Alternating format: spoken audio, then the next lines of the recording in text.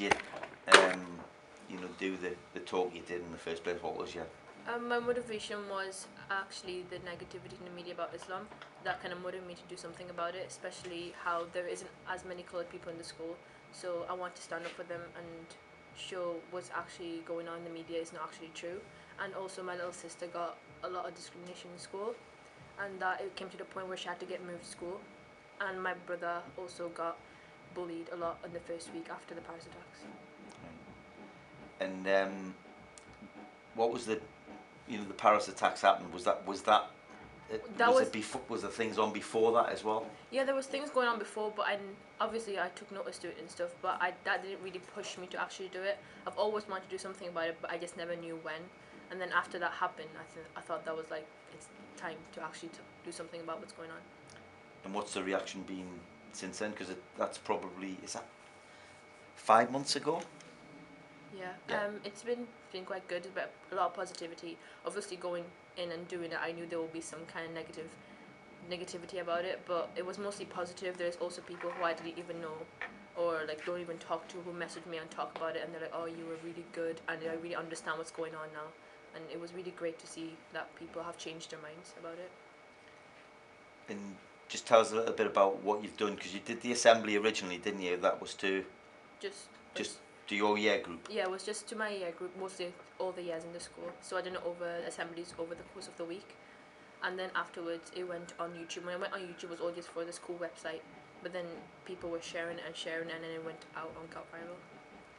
And you've also, have you done any staff training yet in terms of have you spoke to the teachers and the teachers teaching assistants? Yeah, they have like a meeting every Wednesday after school, and that's where all the teachers gather up together. And then in one of the meetings, I done my assembly, and it was kind of funny how seeing all the teachers' reactions. Cause a lot of them were crying and a lot were smiling and stuff.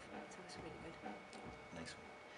Just tell us a little bit then about about how you think Islam's portrayed in the media.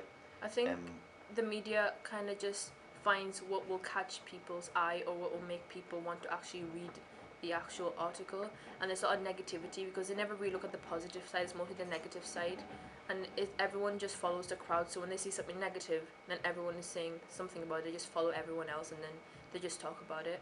And it's not fair because there's a lot of positive things to Islam that people don't really know about, and then they just see what's going on in the media, and then that's what they follow.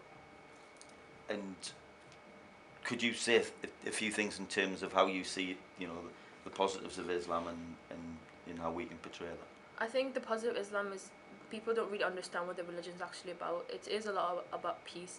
We do have a lot of different rules to everyone else, but at the end of the day, we're human as well. And then the best part about Islam is how we like to donate back to charity, and that's what it's really all about. It's about giving back and being a good person. And then the media really covers the bad side to it and how Islam is always linked to terrorism, and when it's actually really not. And it's what terrorists are actually doing is actually against Islam. That's what people don't really understand.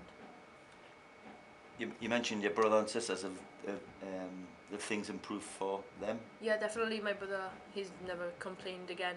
My sister obviously moved to school, so she got new friends, new everything, and she's been fine so far. And my brother, everything's been fine with him. And in society as a whole, I mean, do you think things have improved recently, or do you see, you know, how do you see it in terms of I think they've going on? improved a little at the start, but then now they're just going back again to being kind of bad again. And I think it's just kind of a cycle that has to go on. And then in order for things to improve, they have to kind of get worse, I guess, because there's more negativity than ever now in the media currently after what's going on. You've had a huge amount of media attention. Yeah. How's that been for you in terms of like? It was very surprising. I kind of took it by shock because I wasn't really expecting. I was only expecting to do a very small assembly just from fellow peoples in the school, and it was like what people say, fame overnight, because my phone was just blowing up and it was just going out of control. And it was very interesting to see how people were actually listening and the word was getting out about what's actually going on in the media. People finally understanding what Islam is really, really about. In terms of the school, have the school helped out? Yeah, definitely. The school has been a great support system. It's I gotta say, it's one of the best schools I've ever been to, and I've been to a lot of schools. But it's really, really great, and especially how they have the school sanctuary, which is helping refugees who are coming to the country. So I think that's great as well. Tell us a little bit about your background then as well. So you Well, I'm originally Sudanese, and so I'm from Africa, but I have an Irish nationality because I lived in Ireland for around 7 years. But I do visit my home country every year. and how did you end up getting to Ireland then? What was your route there? And Well, when I grew up, I only lived in Sudan for about 2 years, and then I moved to Saudi Arabia for 4 years.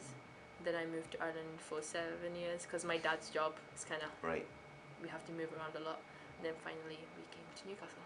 And so you're an Irish. Have you got an Irish passport? Yeah.